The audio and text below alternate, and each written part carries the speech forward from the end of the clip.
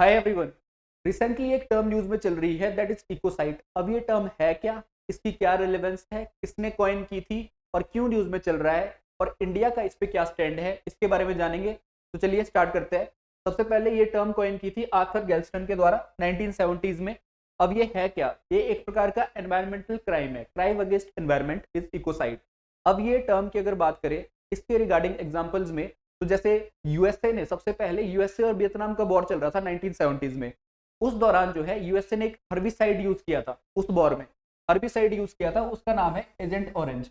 अब ये herbicide use किया था और बहुत ज्यादा एनवायरमेंटल डिस्ट्रक्शन हुई थी वियतनाम के क्षेत्र में। तो इस तरीके से इस कॉइन का ओरिजिन हुआ एक तरीके से। और अगर बात करें यहाँ पे दूसरे एग्जांपल के तौर पे, तो 2023 में हमें एक डैम डिस्ट्रक्शन देखने को मिला। जब यूक्रेन और रशिया के बीच वॉर चला था तो उस टाइम पे एक डैम का डिस्ट्रक्शन हुआ था। डैम क्या था वो? नोवा कखोवा डैम।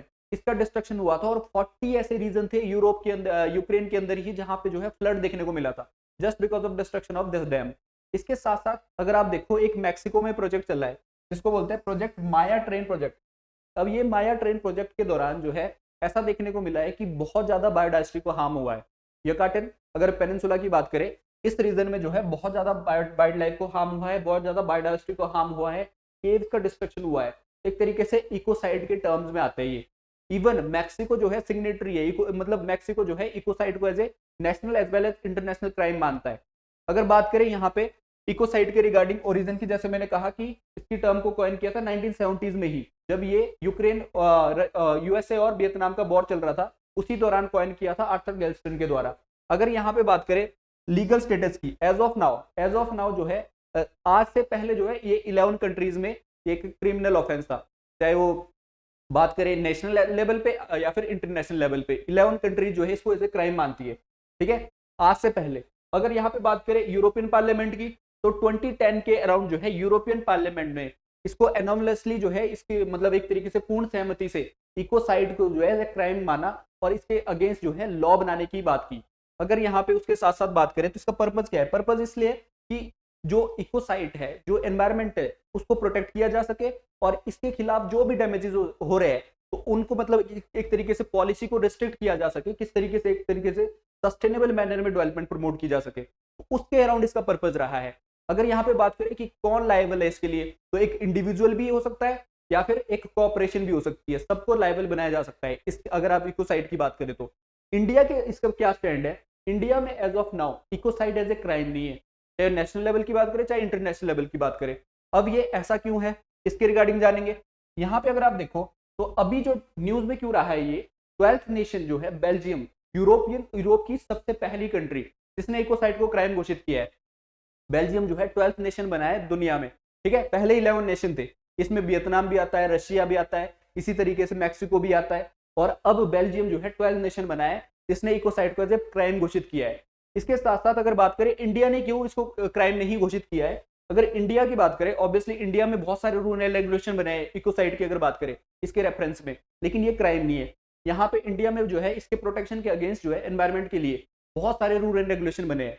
चाहे आप एनवायरमेंट प्रोटेक्शन एक्ट की बात करें 1986, same is the case wild life protection act 1972, इसी तरीके से biodiversity act 2002, water act, air act, ऐसे बहुत सारे एक्ट बने हैं एनवायरमेंट के रेफरेंस में।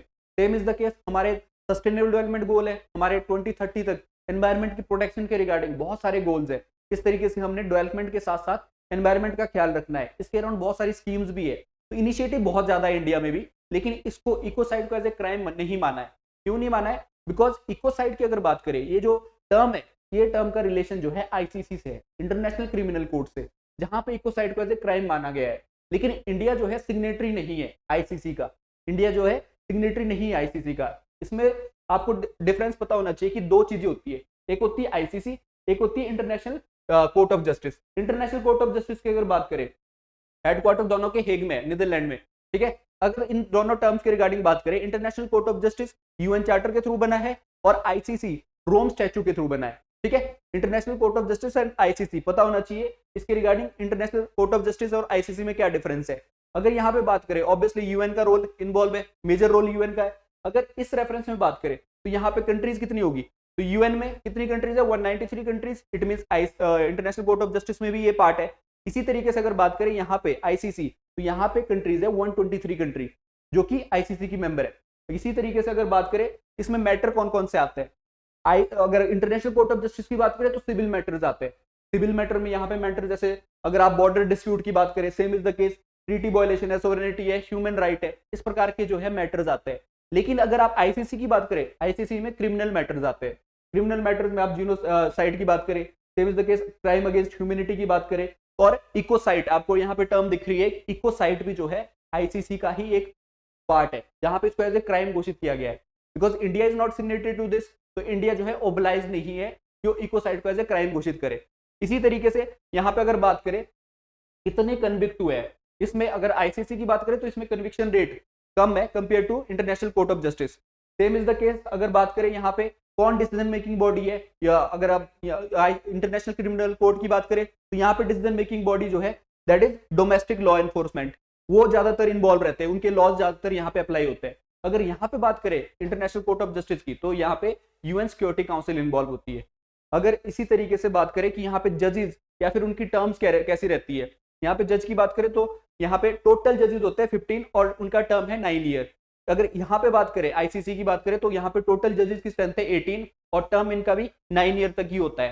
तो इसके आपको डिफरेंस पता होना चाहिए कि आईसीसी है क्या, इंटरनेशनल कोर्ट ऑफ जस्टिस क्या है, और यहाँ पे रोम स्टैच्यू क्या है। India is not signatory to this, तो यहाँ पे because ecocide is a crime against under this ICC and India is not signatory to this, तो इंडिया जो है ओबलाइज नहीं है इसको as a national as well as international crime घोषित करने में।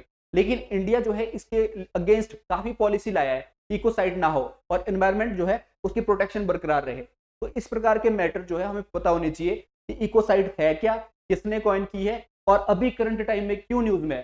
बिकॉज बेल्जियम जो है 12th नेशन बना है और एकमात्र यूरोपियन नेशन है जो कि जिसने इकोसाइड को national as well as international crime घोषित किया है। That's it for today, thank you and have a nice day.